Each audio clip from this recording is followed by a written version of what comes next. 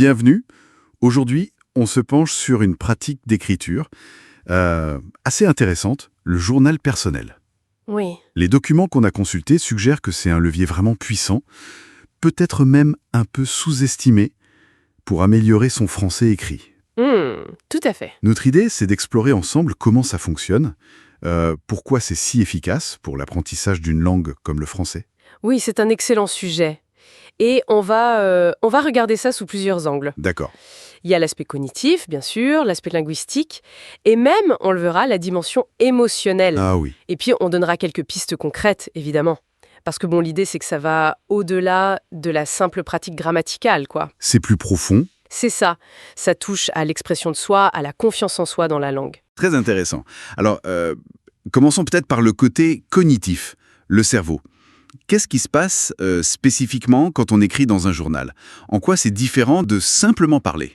Un point qui ressort bien des sources, c'est cette notion de récupération active du vocabulaire. Oui. Il faut vraiment aller chercher le mot juste, le formuler, pas seulement le reconnaître passivement.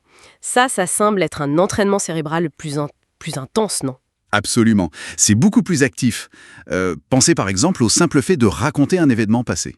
Oui, Ça oblige immédiatement à faire un choix conscient entre le passé composé et l'imparfait. ah oui, le casse-tête classique. Voilà. Ou alors, si on veut exprimer une opinion, un souhait, ça peut demander d'utiliser le subjonctif. On n'est plus du tout dans la mémorisation par cœur, passive. On est dans l'application, dans l'intégration active et consciente de la langue. Je vois. Et c'est vraiment là que les connexions neuronales se créent et se renforcent durablement. C'est ça qui améliore la rétention à long terme. Et cette idée de réflexion active, elle est assez fascinante. Parce que, contrairement aux exercices de grammaire très structurés, très cadrés, Oui. le journal, lui, il offre une vraie liberté d'expression. Est-ce que ça aide aussi à trouver sa propre voix, son propre style en français? Tout à fait. Les sources mentionnent que, les débutants se concentrent logiquement sur l'exactitude, Bien sûr. mais que les apprenants plus avancés, eux, peuvent commencer à jouer avec les nuances, les différents registres, peut-être même les métaphores. Exactement. Et ça développe ce qu'on appelle la flexibilité cognitive, la créativité linguistique aussi. D'accord. Parce que tenir un journal, ce n'est pas juste aligner des phrases grammaticalement correctes. C'est bien plus que ça. C'est vraiment penser en français. Penser dans la langue. C'est ça.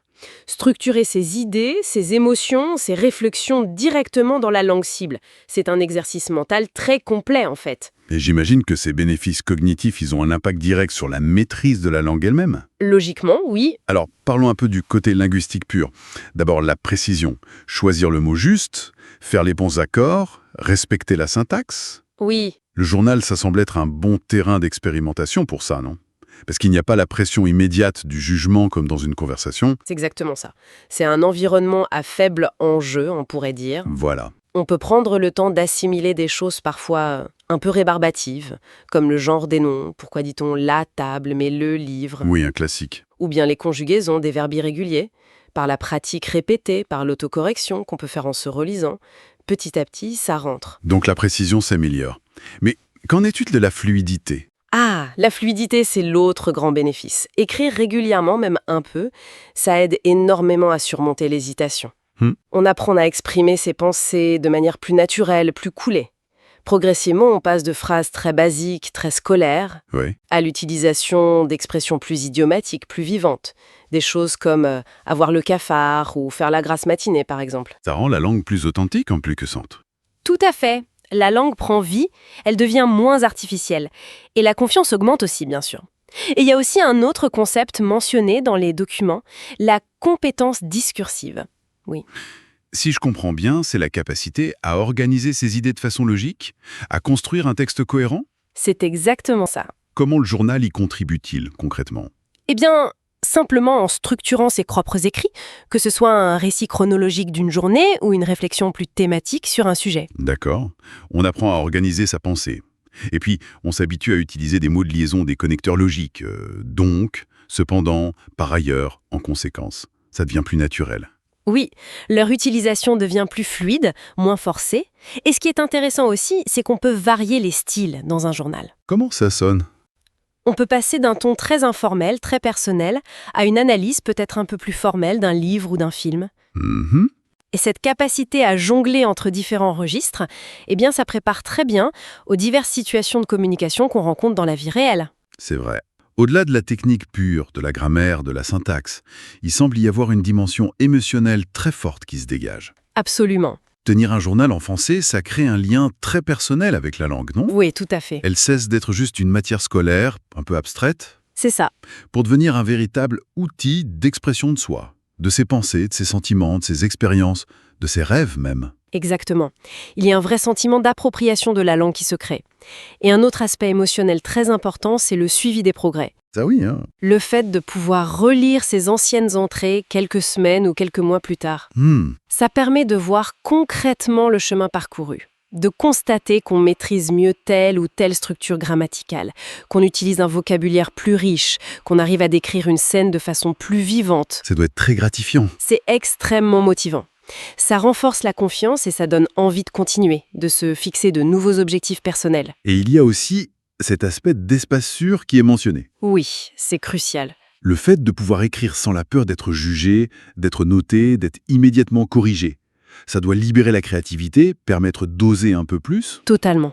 Ça permet d'expérimenter, essayer un nouveau mot qu'on vient d'apprendre, tester une tournure de phrase un peu complexe, sans craindre l'échec. On prend plus de risques. Voilà, et ça favorise ce que les psychologues appellent un état d'esprit de croissance. C'est-à-dire, C'est-à-dire qu'on apprend à considérer les erreurs non pas comme des échecs définitifs, mais comme des étapes normales et même nécessaires de l'apprentissage. des opportunités d'apprendre en fait. Exactement.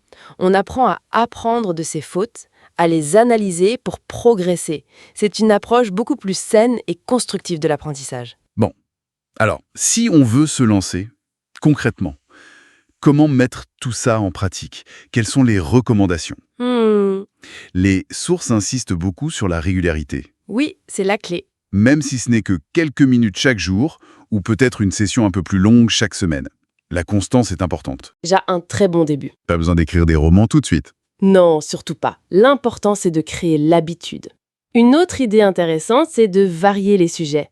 Ah oui, Écrire sur son quotidien, c'est très bien pour renforcer les bases, le vocabulaire courant. Mais de temps en temps, aborder des thèmes un peu moins familiers. comme quoi par exemple? Commenter un article de journal qu'on a lu, donner son avis sur un film français, essayer de décrire une œuvre d'art, ou même analyser un petit problème de société. D'accord. Ça pousse à sortir de sa zone de confort linguistique, à chercher du nouveau vocabulaire, à utiliser des structures un peu plus complexes. Ça élargit la palette. Et la question du feedback, de la correction, c'est important? C'est utile, oui. Les sources évoquent plusieurs pistes. D'abord, l'autocorrection, se relire attentivement, peut-être avec l'aide d'outils en ligne, de dictionnaires. Mais c'est aussi très bénéfique de solliciter des retours extérieurs quand c'est possible. Auprès de qui? Ça peut être un enseignant, bien sûr, ou un partenaire d'échange linguistique, si on en a un.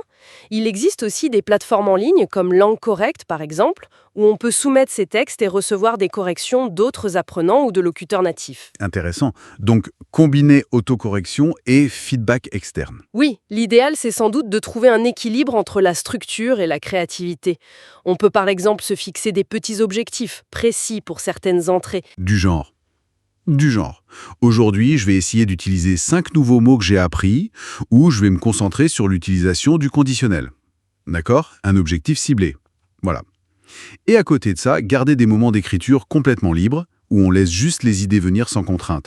Et une dernière chose, s'inspirer. S'inspirer de quoi? De lecture en français. Qu'il s'agisse de littérature, d'articles de blog, de journaux, lire en français nourrit naturellement l'écriture. Ça donne des idées de structure, de vocabulaire. C'est logique. Bien sûr, comme toute méthode, j'imagine qu'il y a aussi des défis, des obstacles potentiels. Oui, il faut être réaliste. Les sources mentionnent par exemple l'appréhension de la page blanche chez les débutants, la peur de faire des fautes. C'est très courant. Ou à l'inverse, chez les apprenants plus avancés. Peut-être un sentiment de routine, un manque de motivation qui peut s'installer, ou la difficulté à trouver de nouveaux sujets. Oui, le risque de tourner un peu en rond. Et puis, il y a la contrainte universelle, le manque de temps. Bien sûr. Alors, face à ces difficultés, les documents proposent quelques pistes. Pour les débutants qui ont peur de la page blanche, on peut utiliser des amorces de phrases, des starters. Par exemple, Aujourd'hui, j'ai ressenti. Ce qui m'a surpris, c'est « j'aimerais bien pouvoir ». Ça aide à démarrer. tenir un petit calmette vocabulaire bilingue à côté peut aussi rassurer, pour noter les mots qui manquent. Et pour les plus avancés qui s'ennuient? Là, l'idée, c'est d'expérimenter. Pourquoi ne pas essayer d'écrire sous d'autres formes, en fait? Un petit poème, une micro-nouvelle, un dialogue. Sortir du format journal intime classique? Exactement. Se lancer des petits défis créatifs. Et pour ceux qui manquent de temps, Oui. il faut vraiment insister sur le fait que même 5 à 10 minutes régulières, c'est déjà très bénéfique. La régularité prime sur la quantité. Fixer un créneau réaliste, même court, et s'y tenir. Donc, en résumé, si on synthétise, tenir un journal en français, ça paraît vraiment comme une démarche très riche, très complète. Oui, multifacette. Ça agit sur la cognition, sur les compétences linguistiques, précision, fluidité, structure, et aussi sur l'engagement personnel, la motivation, le rapport affectif à la langue. C'est tout à fait ça. C'est un outil puissant et étonnamment adaptable. Peut-être une dernière pensée pour conclure? Une réflexion qui me vient en vous écoutant et en repensant aux sources. Peut-être que le véritable pouvoir du journal, ce n'est pas seulement d'améliorer son français technique. Mais c'est aussi, et peut-être surtout, de découvrir une nouvelle facette de soi-même, une nouvelle façon de penser, de ressentir à travers cette langue française qu'on apprend. Intéressant. Le journal comme un chemin vers une sorte de découverte de soi bilingue en quelque sorte, une exploration intérieure via une autre langue. Une perspective très profonde pour finir. Voilà. Thanks for joining us. If you enjoyed this episode, please subscribe, like, and share with your friends.